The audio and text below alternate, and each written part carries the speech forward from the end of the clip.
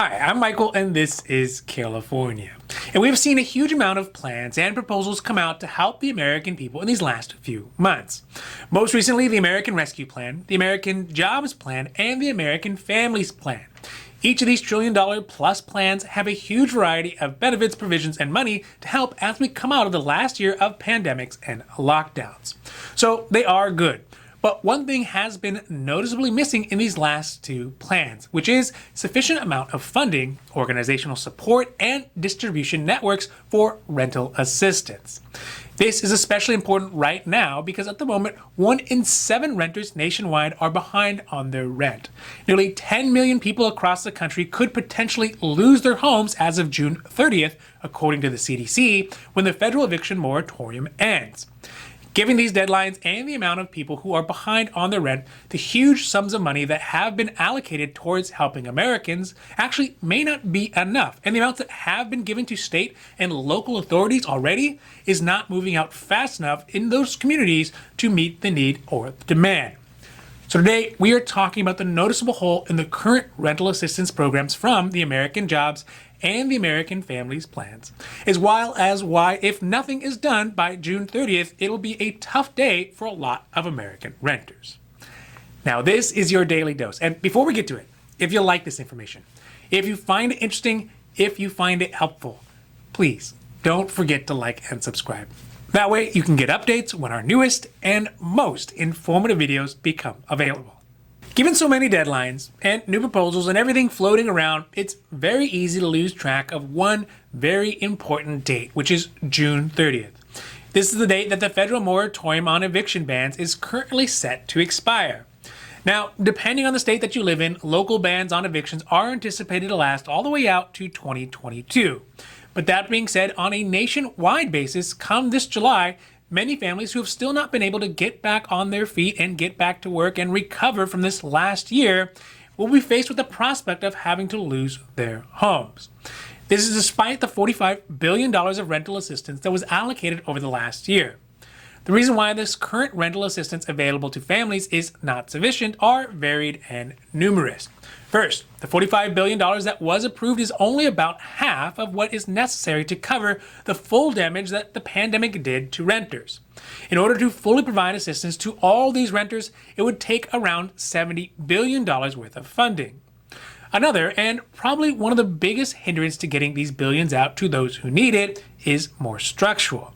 This is because unlike the $1,400 stimulus checks or the tax credit, these renters' assistance are being filtered through state and local governments as well as municipalities.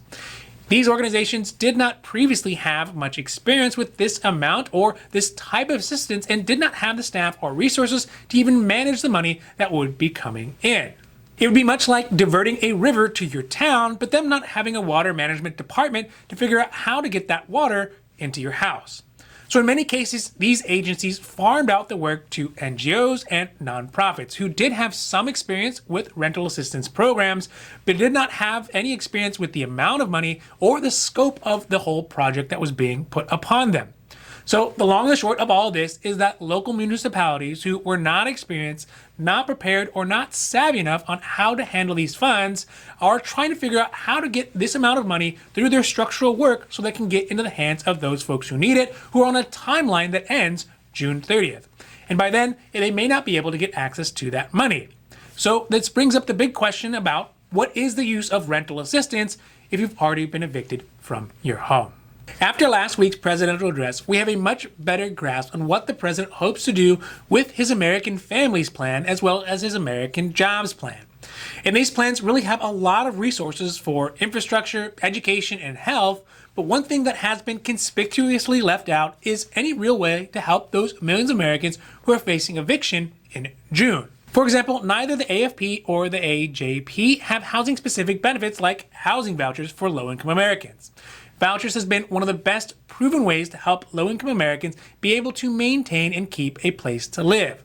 The voucher program helps low-income seniors and disabled people to be able to afford housing, but provides payments directly to the landlord on their behalf, and then only requires them to pay a small portion of their benefits in return. Instead, in the American Jobs Plan, there's $40 billion to renovate public housing, which, yes, is necessary, but doesn't really create any more housing or keep more people in their houses. Or there's also $150 billion for affordable housing development. This one too, although it does sound like a solution when new affordable housing is built, especially in high-cost places like Los Angeles or New York, most of the money ends up going to development and regulatory costs. And the number of houses built never have the effect of actually making housing in the area more affordable. Sure, it helps out the very few families who have waited years sometimes for their new abode, but not the overall market. In the American Families Plan, there's almost nothing to address evictions, and although it has the goals of investing big in things like education, community college, pre-K, and health resources, which are all honorable, without a place to stay, education and health will suffer indefinitely, regardless of how much money is put into them. I mean, after school, where are all those new students going to go to do their homework if they no longer have a home? Another important thing to understand about rental assistance is that it has a much wider beneficial effect than just to the renters who are using the program. This is because of the nature of housing in general. For example, here in Los Angeles, if no assistance is available to renters who are behind on their rent by June 30th, it's estimated that 500,000 households could face homelessness after they're evicted from their homes. On a national scale, 24 million people live in low-income households who pay more than half of their monthly income for rent and utilities. So, having 500,000 additional people living on the streets if they get evicted, unable to get jobs, unable to work, and unable to provide for their families will only make the current economic disparities worse and lead to massive amounts of additional public money going into caring for these folks. For those millions of Americans who have to pay more than 50% of their income towards rent, it means they are not using that money for things like food, medication, and education, which have long-term effects of increased numbers of people on disability. It stymies the earning potential of someone who couldn't get their higher education, and it decreases overall productivity of our communities. Those down order effects not only mean less money and resources for communities, but overall less tax revenue for the government and less productive workers for higher income people who own the jobs that these lower income folks are doing. Furthermore, over half of all the people who are affected by the housing issues are people of color, people who are children, as well as seniors, which causes even greater disparities between the various communities in our country. So overall, without adequate housing or continued assistance to help pay for the housing, the country as a whole is going to suffer more. Housing is one of the key parts of Maslow's hierarchy of needs, and without a stable home, all the other things like education, work development, improvement in health outcomes, creativity, productivity, and our community as a whole all fall by the wayside if someone cannot afford to live in their home. That is why it is more important than ever right now, when there is the wind in the political sails of President Biden, to include a true and fair investment into housing to help those needy Americans be able to stay in their homes. Now, this has been your Daily Dose, and I hope that you found it interesting or helpful or at least useful.